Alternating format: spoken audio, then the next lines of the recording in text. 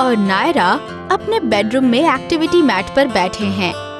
वो एक मुश्किल पहेली को सुलझाने की कोशिश कर रहे हैं। चलो नायरा, तुम ये कर सकती हो। ध्यान से देखो, ये इतना मुश्किल नहीं है। हाँ, मैं कोशिश कर रही हूँ।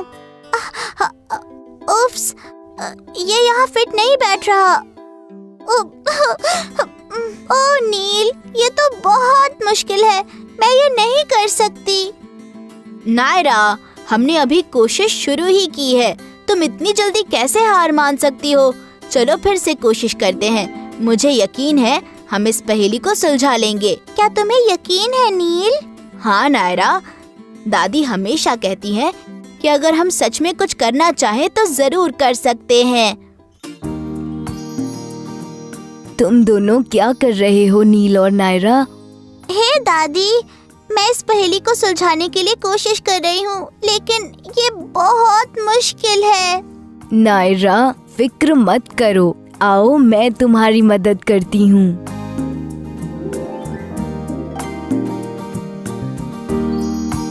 वाह, हमने ये पहेली सुलझा ली।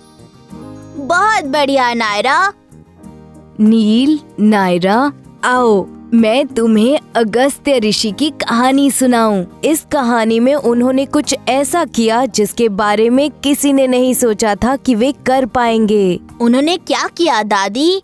एक समय की बात है, काली काया नामक राक्षसों का एक समूह था।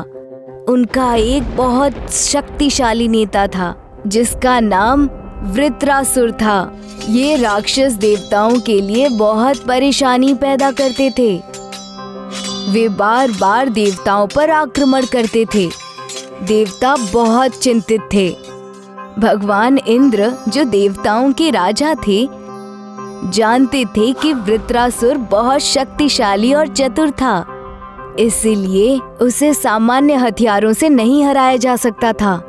भगवान इंद्र के पास वज्र नामक एक विशेष हथियार था। ये एक बहुत मजबूत और शक्तिशाली हथियार था।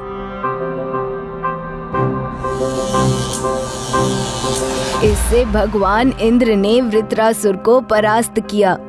वृत्रासुर के पराजित होने के बाद काली काया, जो उसके अनुयायी थे, समुद्र में छिप गए और हर रात बाहर आकर सभी को परेशान करते थे।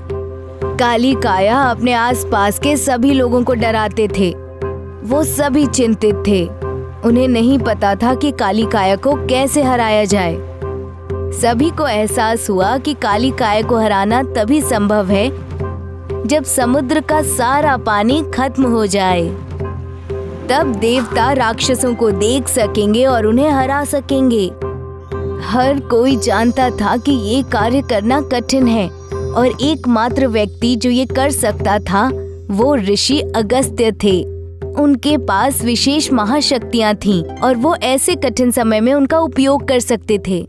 इसलिए देवताओं ने ऋषि अगस्त्य से मदद मांगी।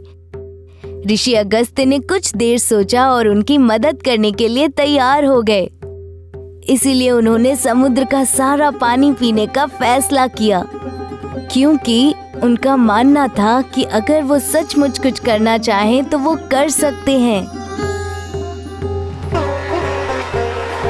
उसके बाद ऋषि अगस्त्य ने पूरे समुद्र का पानी पी लिया और फिर काली काया दिखाई देने लगे।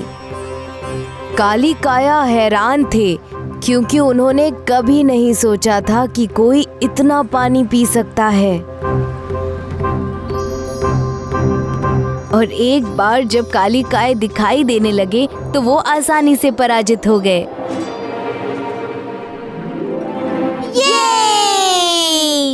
हमें इतनी दिलचस्प कहानी सुनाने के लिए थैंक यू दादी।